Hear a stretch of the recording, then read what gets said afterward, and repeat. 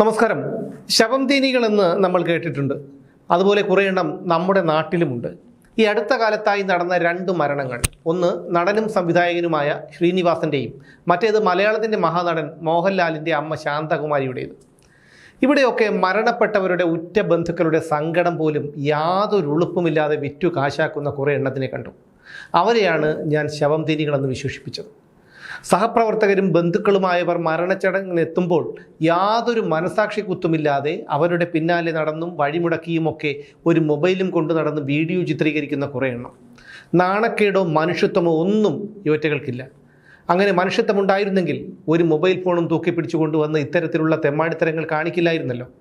ശ്രീനിവാസൻ മരണപ്പെട്ടപ്പോൾ അദ്ദേഹത്തിൻ്റെ വീട്ടിൽ ചെന്നിട്ട് മൃതദേഹത്തിനടുത്തിരിക്കുന്ന ഭാര്യയുടെയും മക്കളുടെയും ദൃശ്യങ്ങൾ ഷൂട്ട് ചെയ്ത് അത് റീൽസുകളായും ഷോർട്സുകളായും ഒക്കെ ഇൻസ്റ്റയിലും ഫേസ്ബുക്കിലും യൂട്യൂബിലുമൊക്കെ പോസ്റ്റ് ചെയ്യുകയാണ്.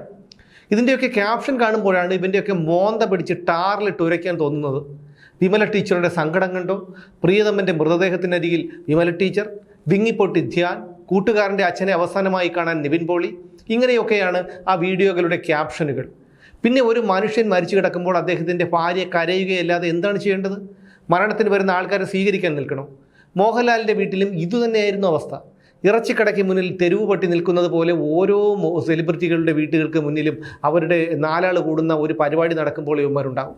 ഒരു മരണവും വിവാഹവും ഒക്കെ ഒരു വ്യക്തിയെ സംബന്ധിച്ചിടത്തോളം, അയാൾ എത്ര വലിയ സെലിബ്രിറ്റിയോ ആയിക്കോട്ടെ, ഒരു വ്യക്തിയെ സംബന്ധിച്ചിടത്തോളം അയാളുടെ സ്വകാര്യതയാണ്. ആ സ്വകാര്യതയെയാണ് രാവിലെ വീട്ടിൽ നിന്നിറങ്ങി ഒരു മൊബൈലും കടിച്ചു തൂക്കി നടക്കുന്ന ഈ ശവംതീനികൾ ഇല്ലാതാക്കുന്നത്. ഇവരെ നിയന്ത്രിക്കാൻ യാതൊരു മാർഗവുമില്ല.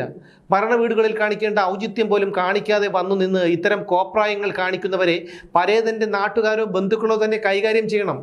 ഒന്നോ രണ്ടോ ഇടത്തു നിന്ന് കിട്ടേണ്ടത് കിട്ടുമ്പോൾ പിന്നെ പണിയെടുത്ത് ജീവിച്ചോളും. അത് കിട്ടാത്തതാണ് ഇവരുടെ പ്രശ്നം. ഒരു മരണവീടല്ലേ, വെറുതെ ഒരു സീനുണ്ടാക്കണ്ട എന്നായിരിക്കും അതുമായി ബന്ധപ്പെട്ടവരുടെ ചിന്ത. അവരുടെ ഈ ചിന്തയെയാണ് ഇവന്മാർ മുതലെടുക്കുന്നത്. ഇവിടെ സർക്കാർ ചെയ്യുന്ന എത്രയോ അഴിമതികളുണ്ട്. അത് ഏത് സർക്കാരായിരുന്നാലും ഭരണകൂടത്തിൻ്റെ പിഴവുകൾ ചൂണ്ടിക്കാട്ടുകയും അതിനെയൊക്കെ വിമർശിക്കുകയുമാണ് ഓരോ പൗരനും ചെയ്യേണ്ടത്. ഇന്നത്തെ ഈ സൗകര്യങ്ങൾ, അതായത് സമൂഹ മാധ്യമങ്ങൾ പോലെയുള്ള സൗകര്യങ്ങൾ നമ്മുടെ തലമുറയ്ക്ക് കിട്ടിയ ഒരു മഹാഭാഗ്യമാണ്. അത് ഇവറ്റകൾ തിരിച്ചറിയുന്നില്ല. സമൂഹത്തിലേക്ക് ഇറങ്ങിച്ചെന്നാൽ ദുരിതവും കഷ്ടപ്പാടും അനുഭവിക്കുന്ന ആയിരക്കണക്കിന് ആളുകളെ കാണാൻ കഴിയും. അതൊക്കെ പൊതുസമൂഹത്തിന് മുന്നിൽ എത്തിച്ചൂടെ? ഇതിനു മുമ്പ് ഒരു കാലമുണ്ടായിരുന്നു, ഫിറോസ് കുന്നംപറമ്പിലെ പോലെയുള്ള നന്മ മരങ്ങളുടെ കാലമായിരുന്നു അത്. അതിൻ്റെ പുറംപൂച്ചൊക്കെ പിന്നീട് പുറത്തു വന്നല്ലോ. ഒന്നുമില്ലാതെ ചാരിറ്റി പ്രവർത്തനത്തിന് ഇറങ്ങി, പിന്നെ വിദേശയാത്രകൾ, 10-28 ലക്ഷം രൂപയുടെ ഇന്നോവ ക്രിസ്റ്റ, കോടികൾ മുടക്കിയുള്ള വീട്, വിദേശത്ത് ബിസിനസ്, തെരഞ്ഞെടുപ്പിൽ സ്ഥാനാർത്ഥിത്വം, അങ്ങനെ ഒന്നുമില്ലായ്മയിൽ നിന്ന് വന്ന് ഒരുപാടുണ്ടാക്കി. ഇപ്പോൾ ചാരിറ്റിയും വേണ്ട, ഒന്നും വേണ്ട. എവിടെയാണ്, എന്ത് ചെയ്യുകയാണ് എന്നുള്ളതിന് ഒരു ക്ലാരിറ്റിയും ഇല്ലാതാനും.